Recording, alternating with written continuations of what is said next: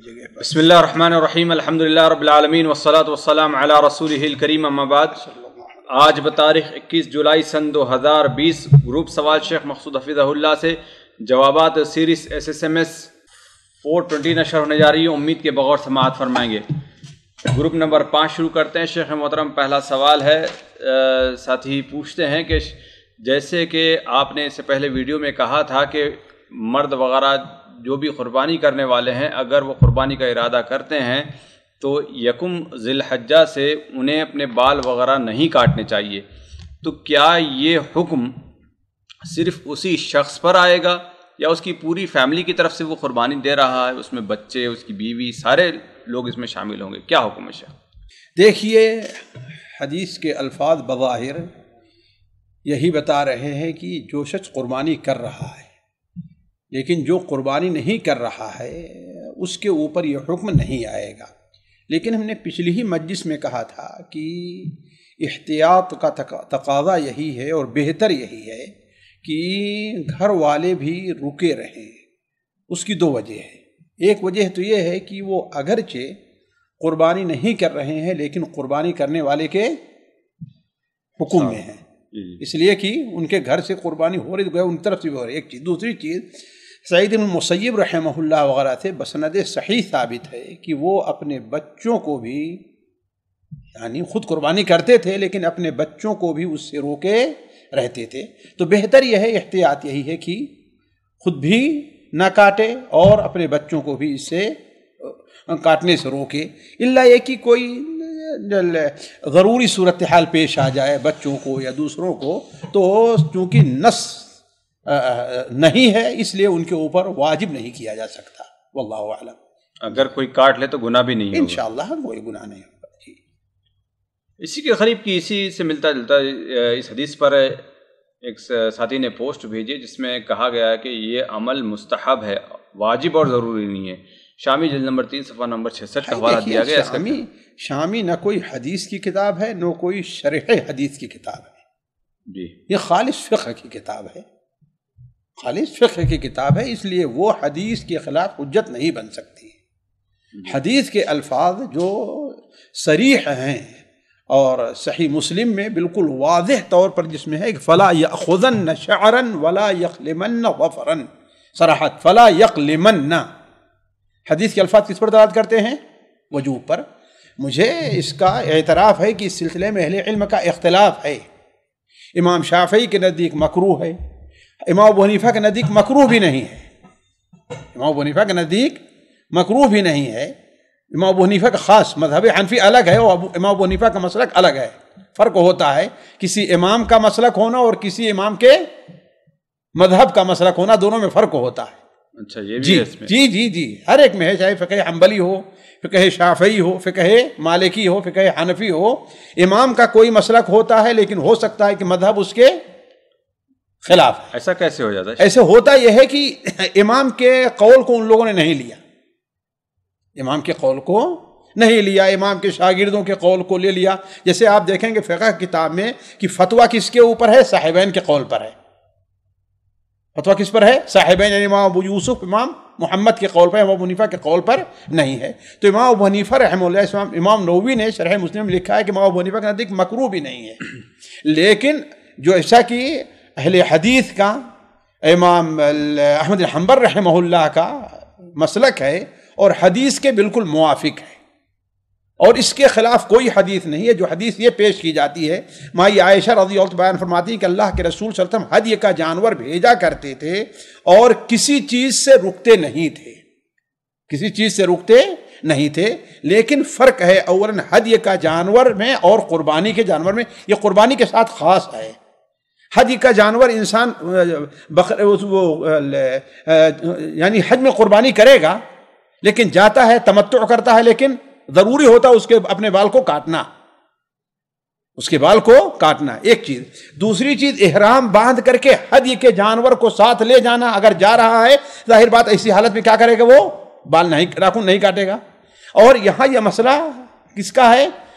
قربانی کرنے کا ہے۔ گویا قربانی کی نیت کرنے والے کو اللہ کے رسول صلی اللہ علیہ وسلم نے محرم کے حکم میں قرار دیا ہے کہ جس طریقے سے محرم احرام باندھ لیا اور اگر اس کو ہدیہ دینا ہے تو اس وقت تک نہ کاٹے جب تک کہ اپنا جانور ذبح حتی یبلغ الہدی محلہ.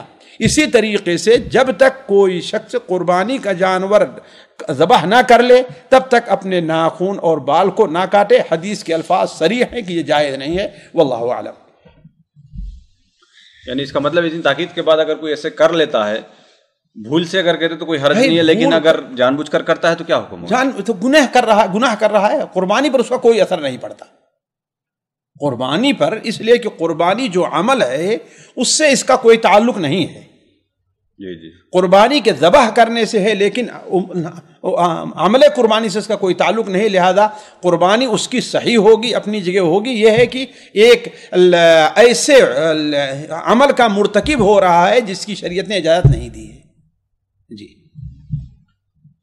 اگلا سوال ہے, ساتھی پوچھتے ہیں کہ کیا عورت اپنے ہاتھ سے قربانی کا جانور ذبح کر سکتی ہے؟ کوئی حرجہ نہیں ہے, کوئی حرجہ نہیں ذبح کرنے میں. یعنی سارے لوگ آ سکتے ہیں, بچہ بھی آئے گا اس میں؟ بچہ بھی اگر ذبح کرنے کے لائق ہے, لیکن حق یہی ہوگا. آپ کو وہ حدیث یاد ہو کہ اللہ کے رسول صلی اللہ علیہ وسلم کے پاس ایک صحابی آتے ہیں کہ اللہ کے رسول صلی اللہ علیہ وسلم میری لوڈی وہاں بکری چراتی تھی, ایک بھیڑیا آیا اور ایک بکری کو پکڑ لیا ہے نا, تو اس سے کچھ نہیں ملا تو پتھر ہوتے ہیں اس کو تیز کر کے اس نے اس کو ذبح کر دیا. تو ہم اس کو کھائیں کہ نہیں؟ آپ نے اجازت دکھانے کے لیے, تو لونڈی ہی تو تھی, عورت ہی تو تھی.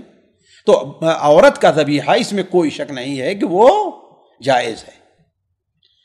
جی. اگلا سوال ہے, ساتھی پوچھتے ہیں کہ شیخ محترم قربانی کے جو جانوروں کی جو قسمیں بتائی گئی ہیں, براہ کرم ان سارے قسموں کے ساتھ ان کی کتنی عمر ہونی چاہیے, مختصر بتا دیں. بھائی دیکھیے, اس سلسلے میں دو قول بڑا اہم ہے. اللہ کے رسول صلی اللہ علیہ وسلم کا حدیث جو صحیح مسلم میں ہے کہ لا تذبحوا الا مسنہ. جی. لا تذبحوا الا مسنہ. اب مسنہ کی تفسیر کے اندر اہل علم کا اختلاف ہو گیا ہے. عموماً جمہور علماء اسی طرف گئے ہیں کہ مسنہ وہ ہے عموماً کہ بکری جو ہے کیا ہے, وہ 1 سال. امام شافعی کے نزدیک 2 سال ہے, اور گائے 2 سال. امام شافعی کے نزدیک 3 سال ہے کہ نہیں, اور اونٹ سب کے نزدیک 5 سال ہے. یہ ہے مسنہ, یہ مسنہ ہے. البتہ دمبا کے لیے یہ اجازت ہے کہ الجذعۃ یوفی مما یوفی کیا ہے منہ الثنی, او کما قال علیہ الصلوۃ والسلام. جذع جو 6 مہینے کا ہوتا ہے, 6 مہینے سے اوپر کا, سال سے نیچے ہوتا ہے, یہ اس کے مقابل میں ہے جس کے مقابل میں کیا ثنی یعنی جو ہے سال بھر کا جانور ہوا کرتا ہے. یعنی 6 مہینے میں کافی ہو جائے گا. جی, وہ 6 مہینہ کا ہے, اس سے اوپر جا رہا ہے تو کافی ہے. اس کو ہماری زبان میں کیا کہتے ہیں؟ ہمارے جہاں بعض علاقے میں جو ہے وہ چھتری کہتے ہیں, بعض علاقے میں چھترا ہے نا کہتے ہیں, دمبا کہتے ہیں, چھترا کہتے ہیں. تو وہ اگر ہے تو انشاءاللہ اگر 6 مہینے سے اوپر ہو گیا تو وہ کافی ہوگا. البتہ ہمارے ہاں عموماً اہل حدیث اسی طرف گئے ہیں کہ مسنہ کے معنی کیا ہے, سن جس کے آگے کے دونوں دانت جو سے ثنایا کہتے ہیں نا, یہ جو ہے وہ نکل گئے, اکڑ گئے ہوں یا آ گئے ہوں. جب تک نہیں ہے اس کو مسنہ نہیں کہا جائے گا. جی. اور یہ تقریباً جو ہے 13 مہینے, یعنی جو امام شافعی نے 2 سال کہا ہے گویا کہ وہ قریب قریب ہے. 1 سال سے جیسے اوپر جاتا ہے. تو اہم چیز کیا ہے یہاں پر, دانت کو دیکھا جائے گا یا سال کو دیکھا جائے گا؟ اصل میں دیکھیے بہتر تو یہ ہے کہ دانت ہی کو دیکھا جائے, اختلافات سے بچنے کے لیے. خاص طور پر آج کل ہمارے اور آپ کے ہاں جو یہ بیچنے والے ہوتے ہیں, امانت داری کا خاتمہ ہو چکا ہے. امانت داری ختم ہے لوگوں کے درمیان سے. لوگ بسا اوقات کیا کرتے ہیں, دانت آگے دو توڑ کر کے لے آتے ہیں کہ بس گر گیا ہے, اب کل ہی پرسوں جھوٹ بولتے ہیں کل ہی گرا ہے, یعنی گرا ہے جس کا مطلب دانت آنے والا ہے, اس کو لوگوں کو دھوکہ دینے کے لیے. تو ہمارے عموماً جب ماحول میں احتیاط یہی ہے کہ سال اس کو دیکھا جائے کہ دانت آ گیا ہے تو اس کی قربانی کرے, اور نہیں تو نہیں کرے. ہر جانور کی دانت دیکھا جائے؟ جی جی, چاہے گائے ہو چاہے گائے ہو, جی جی بکری. تو پھر یہ 6 مہینے اور سال کا حساب نہیں, صرف اس کا الگ ہے نا, اس سے خاص کیا گیا ہے. آپ صلی اللہ علیہ وسلم نے اس کو خاص کیا ہے. نعم الاضحیۃ والجذع من الضان, اس کو خاص کیا گیا. یہ ایک پریشانی کا کام نہیں ہے ہر ایک کے منہ میں جا کر دال. اللہ کے بندے, اس میں کون پریشانی ہے؟ سامنے کھڑا ہے, دیکھیں ایسے 1 سیکنڈ کا معاملہ نہیں, ہاتھ لگائیں اور جو ہے بعض چیزوں کو آپ پریشان مشکل بنا دیا کرتے ہیں. کوئی پریشانی نہیں اس میں. اونٹ کی ارے وہ سب اونٹ کھاتے رہتے ہیں, آدمی دیکھ لے گا کہ ہاں نہیں ہے. آپ چونکہ جانوروں کے پالنے والے نہیں, اس لیے آپ کو اندازہ نہیں ہے. لیکن جو یہ کرتے ہیں ان کو بالکل آسان ہے، ان کے کوئی مسئلہ. جی جی جی اگلا سوال ہے، ساتھی پوچھتے ہیں کہ قربانی کے جانور ذبح کرتے وقت بعض حضرات جو ہے آج کل ویڈیو وغیرہ کرتے ہیں، بناتے ہیں، اس کا کیا حکم ہے؟ یہ فضول اور لغو کام ہے، ریا اور نمود اس میں زیادہ پایا جاتا ہے بچائے اخلاص کے، ہے کہ نہیں؟ اس لیے اس قسم کی حرکتوں سے قطعاً پرہیز کیا جائے. جی اگلا سوال ہے، ساتھی پوچھتے ہیں کہ شیخ محترم یہ قربانی کے دن 3 یا 4 اس کو لے کر بھی بہت زیادہ اختلافات ہوتے ہیں، یہاں پر دونوں کے دلائل بتائیں کہ کیا وجہ ہے کہ 3 دن کہنے والوں کے کیا دلائل ہیں اور 4 دن کہنے والوں کے دلائل کیا ہیں، اور راجح قول کیا ہے یہاں پر؟ دیکھیے، اللہ کے رسول صلی اللہ علیہ وسلم سے اس سلسلے میں چونکہ حضرت جبیر کی حدیث، ایک حضرت ابو ہریرہ سے مروی ہے، جس کے اندر آپ صلی اللہ علیہ وسلم نے یہ بیان فرمایا ہے کہ کل ایام التشریق ذبح و ذبح، ہے نا، تشریق کے سارے دن کیا ہیں؟ وہ ذبح کے ہیں. یہ حدیث سنن ابو داؤد میں، مسند احمد وغیرہ میں ہے. تو چونکہ یہ حدیث صحت کو بعض علماء کے نزدیک نہیں پہنچتی تو انہوں نے آثار کی طرف نظر کیا. اب انہیں جو آثار ملے حضرت عبداللہ ابن عمر سے یا حضرت عمر سے، وہ یہ ہے کہ وہ لوگ 3 ہی دن یوم النحر، اس کے بعد 2 دن ایسا کرتے تھے، وہ 2 دن ایسا کرتے تھے. یہ تو ان لوگوں کی دلیل ہے جو کہتے ہیں کہ قربانی صرف 3 دن ہے، یعنی یوم النحر کے علاوہ کیا ہے؟ صرف 2 دن. البتہ وہ علماء جیسے عمر اہل حدیث ہیں، امام حزم ہیں، اور حنابلہ کا اس کے اوپر اب مستقل اسی پر مسلک چل رہا ہے. پہلے کم تھا اس سلسلے میں، لیکن اب حنابلہ کا یہی مسلک ہے. خاص طور پر یہاں کی لجنہ دائمہ ہے اور شیخ ابن عثیمین وغیرہ ہیں، سارے اسی میں ہے کہ قربانی کے 4 دن ہیں، عید کا دن اور 3 دن بعد. ان کی دلیل کیا ہے؟ نقلی بھی ہے اور عقلی بھی ہے. ان کی دلیل عقلی بھی ہے اور نقلی بھی ہے. نقلی دلیل یعنی نقل سے جو آئی ہے وہ یہ حدیث ہے کہ کل ایام التشریق ذبح، اور یہ حدیث متعدد طرق سے آئی ہے. علامہ البانی رحمہ اللہ نے اس کے اوپر ایک اچھی گفتگو کی ہے صحیحہ کے اندر، صحیحہ کے ہمارے خیال سے 5ویں جلد میں اچھی گفتگو کی ہے، اور متعدد طرق سے لا کر کے یہ واضح کیا ہے کہ یہ بعید چیز ہے کہ اتنے طرق اس کے پائے جائیں اور وہ حدیث صحیح نہ ہو. ایک چیز. دوسری چیز، صرف ایک صحابی سے نہیں، ایک سے زائد صحابی سے مروی ہے، جسے تحقیق درکار ہو. علامہ البانی کی صحیحہ یا مسند احمد کی جو نئی تحقیق آئی ہے شعیب ارناؤوت اور ان کے ساتھیوں کے ذریعے، ان میں ان کو جا کر کے دیکھ لے، تفصیل ہے کہ نہیں ہے. دوسری چیز یہ ہے ان کی یہ نقلی دلیل میں ایک یہ ہے کہ بعض صحابہ کے آثار بھی ایسے پائے جاتے ہیں، یعنی حضرت علی رضی اللہ تعالیٰ عنہ، حضرت علی رضی اللہ تعالیٰ عنہ، بلکہ حضرت عمر بھی منقول ہے. تو آثار جو ہیں وہ دونوں طرف ہیں، آثار ہی پائے جاتے ہیں.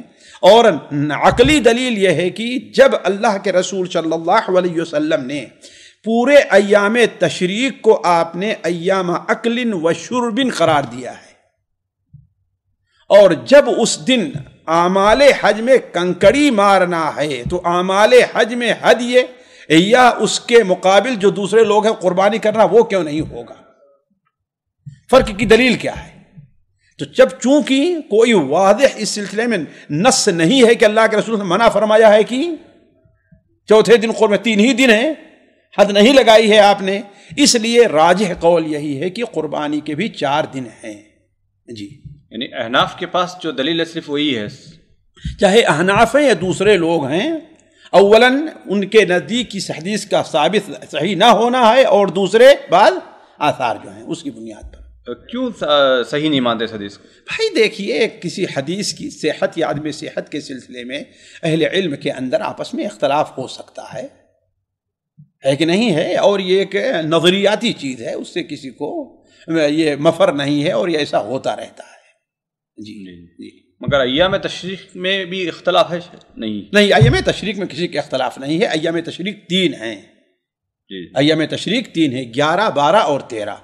نہ اس میں کسی کا اختلاف ہے کہ اس دن روزہ رکھنا جائز ہوگا. اس میں کسی کا اختلاف نہیں ہے کہ ہاں بھائی ان دنوں میں دن کھانے پینے اور اس کے ہیں. جی تو جب جو ہے اس کی اجازت ہے تو ذبح کی جائے، جب سے دوسرے دنوں میں ہے اس کے حرام ہونے کے لیے ظاہر بات خارج ہم کریں، آخری دنوں کو ہم اس سے خارج کر دیں، ہے کہ نہیں؟ سب سے اہم چیز تو قربانی کے گوشت ہی تو کھانا ہے نا. فَكُلُوا مِنْهَا وَأَطْعِمُوا الْقَانِعَ وَالْمُعْتَرَّ وَأَطْعِمُوا الْبَائِسَ الْفَقِيرَ، ہے کہ نہیں ہے؟ تو اس کو خارج کرنے کے لیے کوئی واضح دلیل تو ہونی چاہیے نا، کوئی واضح دلیل نہیں. اگلا سوال ہے، ساتھی پوچھتے ہیں کہ شیخ محترم کسی چرچ کو مسجد بنانے کا کیا حکم ہے، اور اگر مسجد میں تصاویر ہوں تو اس مسجد میں نماز پڑھنے کا کیا حکم ہے؟ بھائی دیکھیے، جہاں تک چرچ کے مسجد بنانے کا تعلق ہے، اگر اس وقت وہاں پر نصارہ ہیں اور اس کا دعویٰ کر رہے ہیں تو ان سے چھین کر کے چرچ بنانا غلط ہے. لیکن اگر وہاں سے وہ منتقل ہو گئے سارے کے سارے، بیکار ساری مسلمانوں کے قبضے میں آ گئی وہ چیز، تو کوئی حرج نہیں ہے. فرق سمجھ رہے ہیں نا؟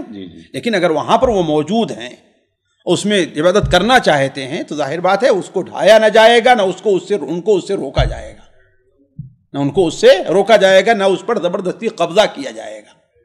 چاہے چرچ ہے، چاہے مندر ہے، چاہے اور یہودیوں کا، چاہے جس کا بھی ہے، انہیں اس کی آزادی ہے، اسلام دیتا ہے کہ نہیں ہے. لیکن یہ ہے کہ وہاں سے منتقل ہو گئے، مثال طور پر کسی ملک پر جیسا ہوا اور سارا کس کے ہاتھ میں، مسلمانوں کے قبضے میں آ گیا، وہاں رہ ہی نہیں گئے ہیں، رہے گی نہیں مطلب اس کا دعویٰ ہی، جی ہاں، اس کا دعویٰ ہی نہیں کر رہے ہیں یار. اچھا، 1 8 10 اگر لوگ ہیں تب بھی مانا جائے گا؟ ہاں، اگر ایک آدمی بھی ہو اور کہتا نہیں بھائی میں اس پہ رہوں گا، یہ ہمارا ہے، تو ٹھیک ہے. ایک آدمی 8 تو بہت زیادہ لوگ، اسلام ان کی قدر کرتا ہے. اچھا، جو اب ماضی میں ہو چکا ہے اس کو بدلنا، اب یہ تو ذرا مشکل چیز ہے، اس کو تو بدلنا ذرا سا ایک مشکل چیز ہے کہ مسجد بن گئی اس کو دوبارہ جو ہے توڑ دیا جائے، یہ چیز ذرا سا قابل قبول نہیں ہے. یہ تو بات سمجھ میں آ گئی کہ کسی کی عبادت گاہ کو نہیں لینا چاہیے.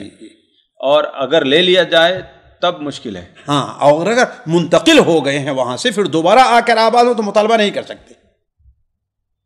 یعنی اپنی خوشی سے چھوڑ کے چلے گئے، ان کو بھگایا نہیں گیا ہے، ان کو نکالا نہیں گیا ہے، اپنی خوشی سے چھوڑ کر کے چلے گئے.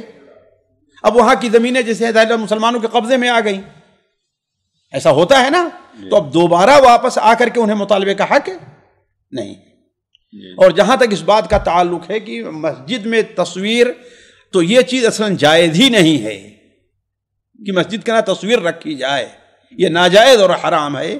بلکہ ایسی مسجد میں اگر انسان کے لیے مجبوری ہو تو اس طرف کہیں جا کر کے پڑھے جہاں سامنے تصویر نہ پڑتی ہو.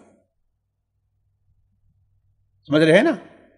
بصورت مجبوری، ورنہ تو جانا بھی جائز، ورنہ تو نہیں. ہم نہیں کہ ناجائز ہے، اصل مسجد ہو بعد میں تصویر لگائی گئی ہے تو کوئی حرج نہیں ہے اس میں، لیکن سامنے نہیں ہونی چاہیے. اس لیے تو علماء فرق کرتے ہیں، وہ مسجد جو قبر پر بنائی گئی ہو اور وہ مسجد جس میں قبر بنائی گئی ہو، دونوں میں فرق ہے. سمجھ رہے نا؟ وہ مسجد جو قبر پر بنائی گئی ہے اور وہ مسجد جس میں قبر بنائی گئی ہے. تو وہ مسجد جو قبر پر بنائی گئی ہے اس میں نماز پڑھنا جائز نہیں ہے. لیکن وہ مسجد جس کے اندر قبر کو بعد میں دفن کیا گیا ہے تو وہ اصل مسجد ہے، اس میں نماز پڑھی جائے گی، لیکن قبر کو کنارے سامنے نہیں رکھا جائے گا، کنارے رکھا جائے گا. جی تو ایسے اصل مسجد بنی ہے، بعد میں لوگوں نے اس میں لا کے تصویریں وغیرہ رکھ دی ہیں، ہے کہ نہیں ہے؟ تو اس میں نماز صحیح ہے، لیکن تصویر وغیرہ ہمارے سامنے نہیں ہونی چاہیے. نہیں، لیکن اس احاطے میں اگر تصویر ہو تب بھی جائز ہے نماز. ہاں، تو کوئی حرج نہیں، ہمارے سامنے نہیں ہے. تو مثال کے طور پر اب جو ہے یہاں تصویریں ہیں، ہم ادھر رک کر کے نماز پڑھ لے رہے ہیں. جہاں جس جگہ پر تصویریں ہوتی ہیں وہاں پر فرشتے کا نزول نہیں ہوتا، یہ سب چیزیں سامنے آتی ہیں. یہ ساری چیزیں صحیح، اپنی جگہ پہ صحیح ہیں، لیکن ہمیں یہ نہیں کہا کہ ہم ایسی مسجدوں کو قصد کریں نماز پڑھنے کے لیے. یہ نہیں ہے، بلکہ یہ ہے کہ ہمیں کوئی اور مسجد نہیں ہے، یا ہم راستے میں جا رہے ہیں، ہمیں مسجد مل گئی ہے، ہم دوسری جگہ بجائے پڑھنے یہاں پڑھ لے رہے ہیں، کوئی آ جائے. جی اگلا سوال ہے، ساتھی پوچھتے ہیں کہ عشاء کی سنتوں کے بعد 4 رکعت ایک سلام سے پڑھنے پر لیلۃ القدر جیسی بات کا ثواب ملتا ہے؟ ہم نے ایک شیخ سے یہ چیز سنی ہے، اس کی کیا حقیقت ہے؟ بھائی دیکھیے یہ بات کئی بار گزر چکی ہے اور یہ سوال میں بتا چکا ہوں کہ دیکھیے اس سلسلے میں کوئی صحیح حدیث نہیں ہے۔ مصنف ابن ابی شیبہ وغیرہ میں بعض صحابہ کے آثار ہیں، جیسے حضرت عائشہ، حضرت عبداللہ ابن عمر سے۔ میرا دل اس کے اوپر مطمئن نہیں ہے، میرا دل مطمئن نہیں ہے۔ بعض اہل علم نے اسے مرفوع کے حکم میں قرار دیا ہے، مرفوع کے حکم میں قرار دیا ہے، لیکن اس میں میرا دل مطمئن نہیں ہے۔ جی اگلا سوال ہے، ساتھی پوچھتے ہیں کیا سفر کے علاوہ بھی مقام میں بھی یعنی جو جانور ذبح کرتے ہیں اجتماعی، میرے خیال اجتماعی قربانی کے تعلق سے جو حدیث ہے یعنی اللہ کے رسول نے سفر میں کی تھی، ایسے مقامی طور پر بھی کبھی ایسی احادیث سفر میں دلیل ملتی ہے کہ صحابہ کرام رضوان اللہ علیہم اجمعین کے دور میں؟ یعنی اجتماعی کیا معنی؟ یعنی ایک جانور میں 7 حصے۔ اچھا، شرکت، جانور میں شرکت۔ جی جی بھائی دیکھیے اللہ کے رسول صلی اللہ علیہ وسلم کی حدیث اس سلسلے میں عام اور بالکل واضح ہے۔ آپ صلی اللہ علیہ وسلم کی حدیث حضرت جابر ابن عبداللہ سے ہے، حضرت عبداللہ ابن عباس سے ہے، تو سفر کے بارے میں صراحت کے ساتھ ہے۔ حضرت عبداللہ ابن مسعود سے طبرانی کبیر وغیرہ میں ہے، علامہ البانی نے اسے صحیح الجامع میں رکھا ہے۔ صحیح الجامع میں طبرانی کبیر کہتے ہیں ابن مسعود کی جو حدیث ہے اس کے صاف الفاظ ہیں، البقرۃ عن 7 والجزور عن 7 فی الاضاحی۔ آپ نے ایک عام حکم بیان کیا ہے۔ آپ نے بسا اوقات ایک معاملہ سفر میں پیش آتا ہے اور وہاں پر آپ ایک عام الفاظ میں حکم بیان کر دیں تو اس کا مطلب یہ ہے کہ سفر سے متعلق یہ حکم نہیں ہے، یہ حکم عام ہے۔ جیسے جابر بن عبداللہ کی روایت جو ہے، جو صحیح مسلم، سنن ابو داؤد وغیرہ متعدد کتب حدیث میں ہے کہ انہوں نے صلح حدیبیہ کا واقعہ بیان فرمایا کہ ہم نے اللہ کے رسول صلی اللہ علیہ وسلم کے ساتھ ہم شریک ہوئے، گائے میں 7 آدمی اور اونٹ میں 7 آدمی۔ اسی موقع پر آپ صلی اللہ علیہ وسلم نے بڑے واضح طور بیان فرما دیا تھا، البقرۃ عن 7 والجزور عن 7، جیسا کہ ابو داؤد کی روایت ہے۔ تو گویا آپ نے ایک عام حکم بیان کر دیے ہیں۔ اب اس سے خاص کرنے کے لیے کیا کوئی دلیل ہے؟ یا تو آپ یہ دلیل لے آئیے کہ اللہ کے رسول صلی اللہ علیہ وسلم کے صحابہ جو تھے وہ مدینہ منورہ میں جب گائے یا اونٹ قربانی کرتے تو شرکت نہیں ہوا کرتی تھی، یہ تو کوئی دلیل تو ہے نہیں، ہے نا۔ اور ایک عام حکم آپ نے بیان فرمایا، حضرت عبداللہ بن مسعود کی حدیث کے جو الفاظ ہیں، البقرۃ عن 7 والجزور عن 7 فی الاضاحی، فی الاضاحی، گویا کہ ایک عام حکم ہو گیا۔ جی اگلا سوال ہے، ساتھی پوچھتے ہیں کہ پریشانی اور مصیبت میں کون سی دعا سب سے زیادہ مفید ہوگی اور کون سا عمل سب سے زیادہ فائدہ مند ثابت ہوگا؟ بھائی دیکھیے جہاں تک دعا کا تعلق ہے، وہ دعا جو صحیح بخاری، صحیح مسلم وغیرہ میں عبد العباس سے ہے، دعا الکرب کے نام سے مشہور ہے۔ لا الہ الا اللہ العظیم الحلیم، لا الہ الا اللہ رب العرش العظیم، لا الہ الا اللہ رب السماوات والارض ورب العرش الکریم۔ یہ دعا علماء کے نزدیک ظاہر بات ہی یہ دعا الکرب کے نام سے جانی جاتی تھی، اور بہت سے حافظ ابن حجر رحمہ اللہ فتح الباری میں بہت سے ایسے سچے واقعات نقل کیے ہیں کہ اس کا اپنا بڑا اثر ہے، اس کا اپنا بڑا اثر ہے، تو یہ اس کا خصوصی اہتمام کرنا چاہیے۔ اسی طریقے سے اللہ اللہ ربی لا اشرک بہ شیئا، اللہ اللہ ربی لا اشرک بہ شیئا۔ اسی طریقے سے جہاں تک عمل کا تعلق ہے تو عمل میں نماز سے بہتر کوئی عمل اس کے مقابل نہیں ہو سکتا۔ کان اذا حسبہ امر صلی، جیسے حضرت حذیفہ کی روایت سنن ابو داؤد وغیرہ میں ہے، اور کما قال علیہ الصلوۃ والسلام کان اذا حسبہ امر صلی، آپ صلی اللہ علیہ وسلم کو جب کوئی اہم کام پیش آتا جو یعنی جس سے آپ الجھن میں ہوتے تو کیا ہے، صلی، آپ نماز پڑھتے۔ خود حضرت حذیفہ بیان فرماتے ہیں کہ جب غزوہ احزاب کے موقع پر آپ صلی اللہ علیہ وسلم مجھے کام کے لیے بھیجا، بڑی سردی تھی، تو میں گیا اور جب واپس آیا تو آپ صلی اللہ علیہ وسلم کھڑے ہو کر کے نماز پڑھ رہے تھے۔ کان اذا حسبہ امر صلی، تو نماز کا سہارا لیں، واستعینوا بالصبر والصلاۃ، اللہ کی مدد حاصل کرو صبر کر کے اور نماز پڑھ کر کے۔ جی اگلا سوال ساتھی پوچھتے ہیں لوگوں کے دل نرم کرنے کے لیے کوئی دعا ہے یا نہیں؟ جیسے اگر بہت سارے لوگوں سے ہم نرمی کے ساتھ اچھے سے بات کرتے ہیں لیکن لوگ بہت ہی خطرناک رویہ اختیار کرتے ہیں. دیکھیے اولاً تو اللہ تبارک و تعالیٰ بیان فرماتا ہے وَلَا تَسْتَوِي الْحَسَنَةُ وَلَا السَّيِّئَةُ ادْفَعْ بِالَّتِي هِيَ أَحْسَنُ فَإِذَا الَّذِي بَيْنَكَ وَبَيْنَهُ عَدَاوَةٌ كَأَنَّهُ وَلِيٌّ حَمِيمٌ.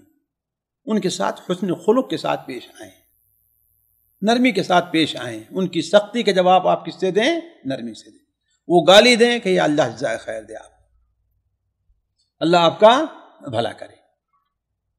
ایک تو یہ چیز ہے. دوسری چیز یہ ہے کہ اللہ کے رسول اللہ تعالیٰ سے آپ دعائیں کرتے ہیں اللہ تعالیٰ ان کے دل کو آسان کر دے، اللہ تعالیٰ ان کے دل میں میری جو نفرت ہے یا تیرے دین سے متعلق جو سختی اللہ تعالیٰ اسے دور فرما دے.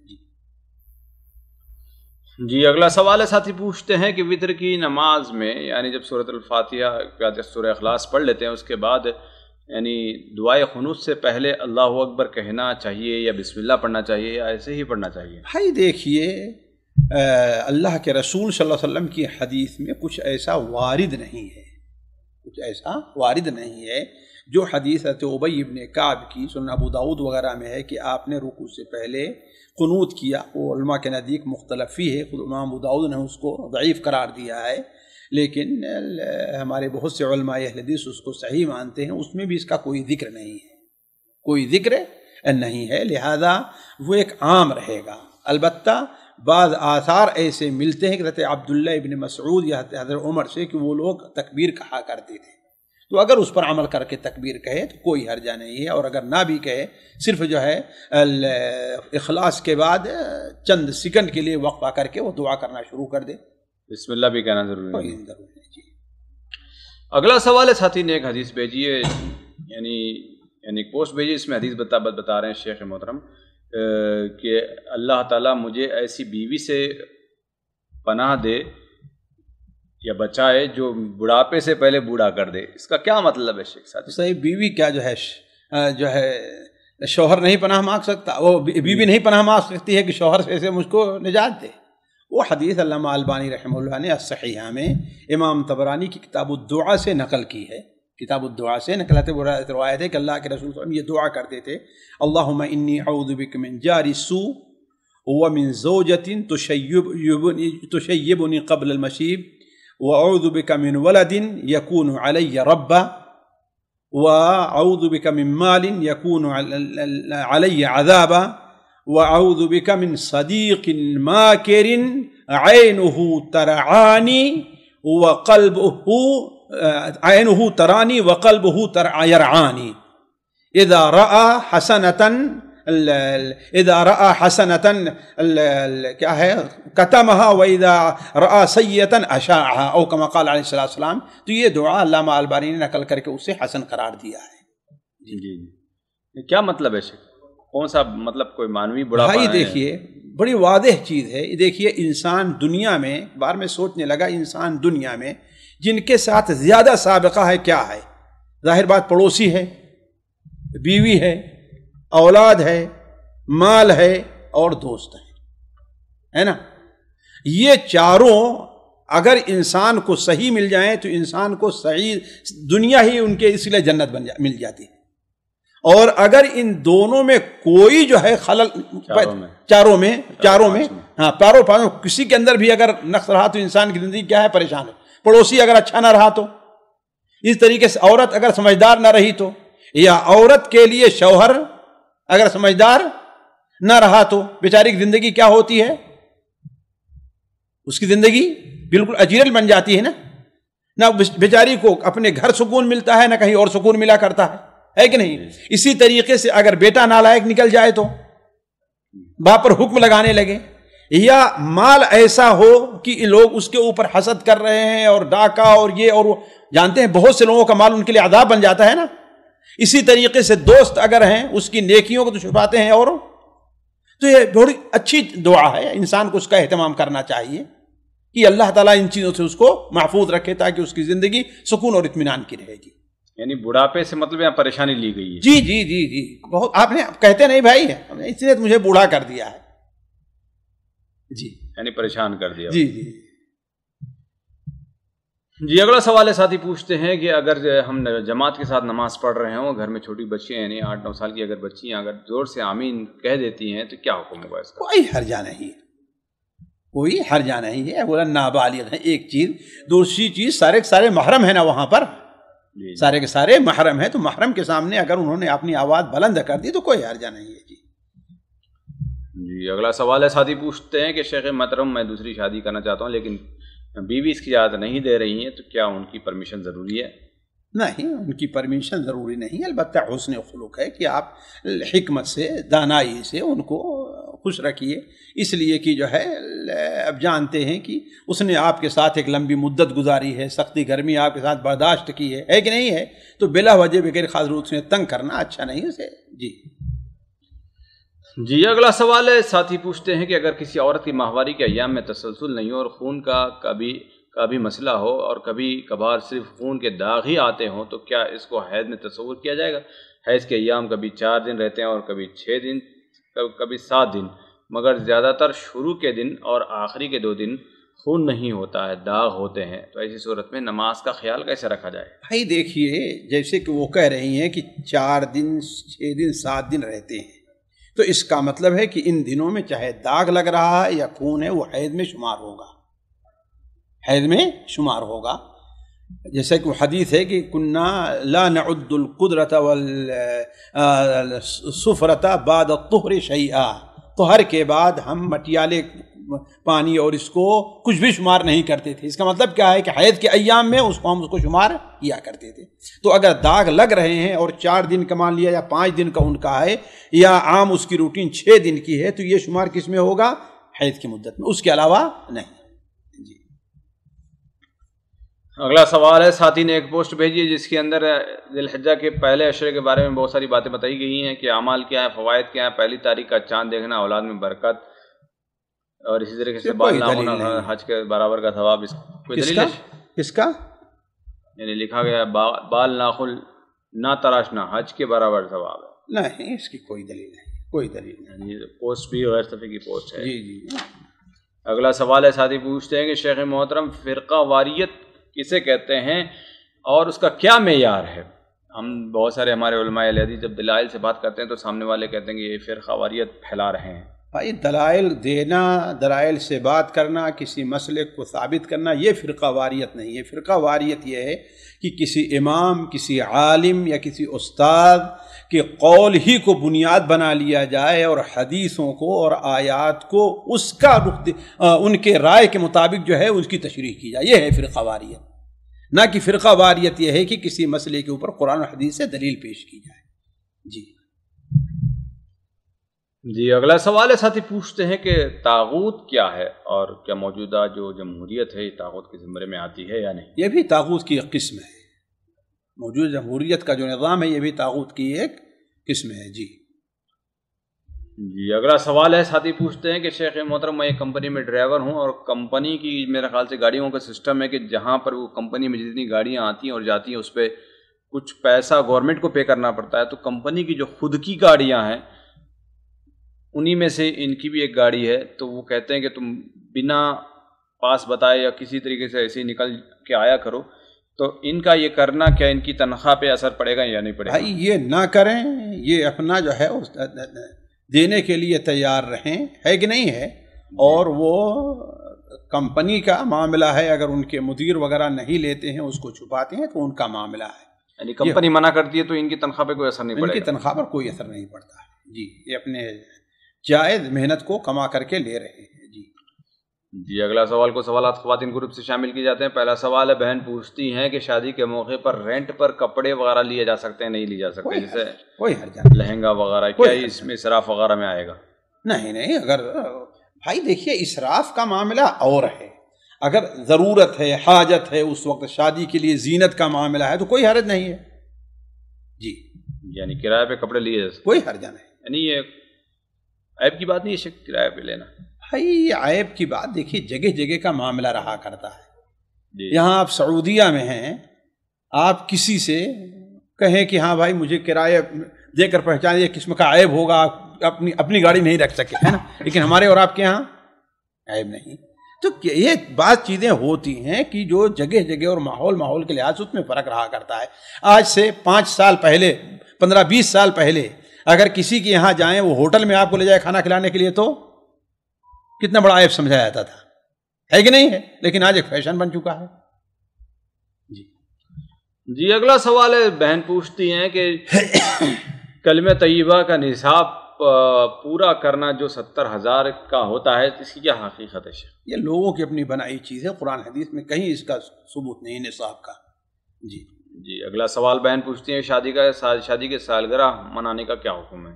یہ خالص فضول اور لغو کام ہے, غیر مسلموں سے لی گئی ہے. اسلام میں اس کی کوئی اہمیت نہیں ہے. اسلام یہ نہیں ہے کہ سالگرہ صرف ایک دن کے لیے اپنی بیوی کو کیک کھلائے اور اس کو چاکلیٹ لائے دے, نہیں, بلکہ جو ہے پورے سال ہمیشہ یہ زندگی ہونی چاہیے.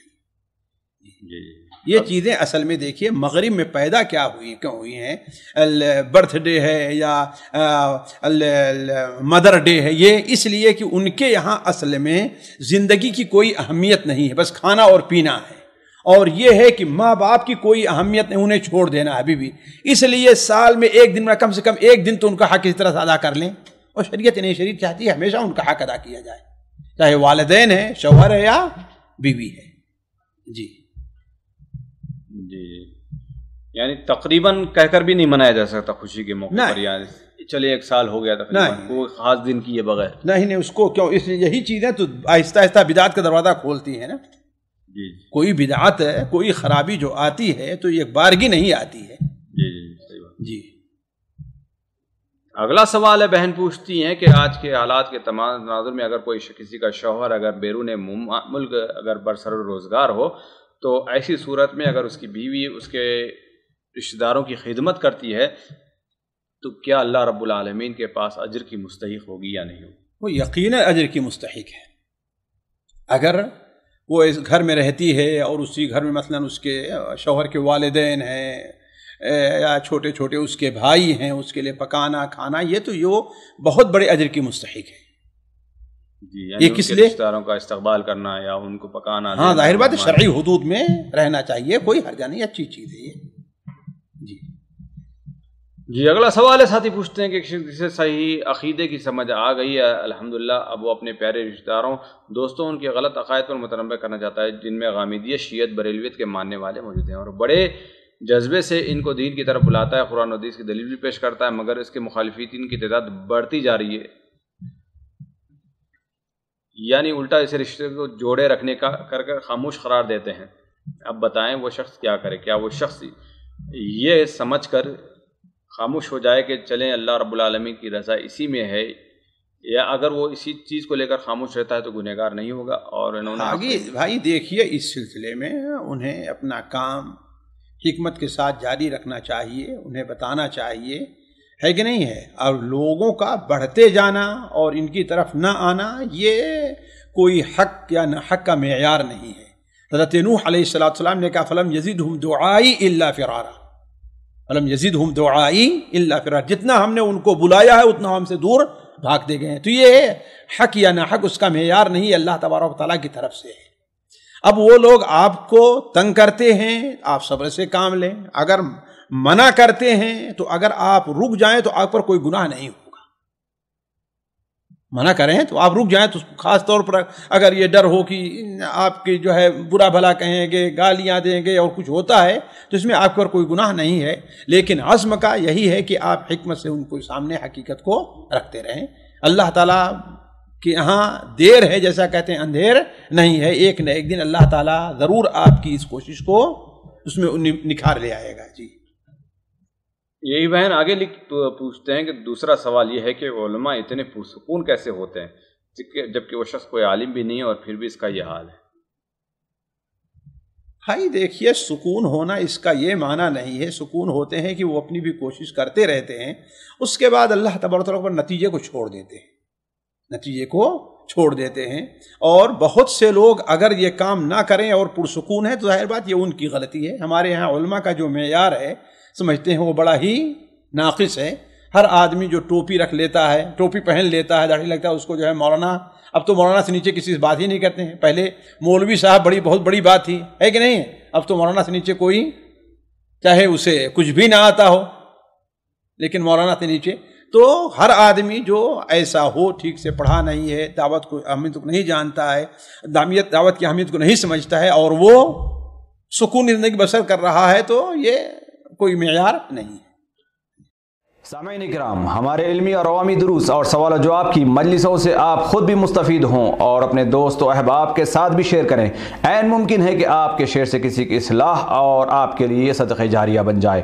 واٹس ایپ پر اسلامک میسج حاصل کرنے کے لیے نمبر نوٹ فرمائیں: یعقوب عزیز 00966 5089 59707۔ واٹس ایپ سوال و جواب گروپ میں ایڈ ہونے کے لیے نمبر نوٹ فرمائیں: عبدالسلام عمری 00966 502627 نمبر بھیجتے ہوئے نام اور پتہ ضرور لکھیں۔ اسی طرح ہمارے یوٹیوب چینل اسلامی دعویٰ کو ضرور سبسکرائب کریں تاکہ ہماری ہر نئی اور اہم ویڈیو کی اطلاع آپ کو فوری حاصل ہو جائے۔ تمام دروس، مقالات اور سوال و جواب سیریز کے لیے ہماری مشہور ویب سائٹ www.islamidawah.com کا مشاہدہ کرتے رہیں۔ السلام علیکم ورحمۃ اللہ وبرکاتہ۔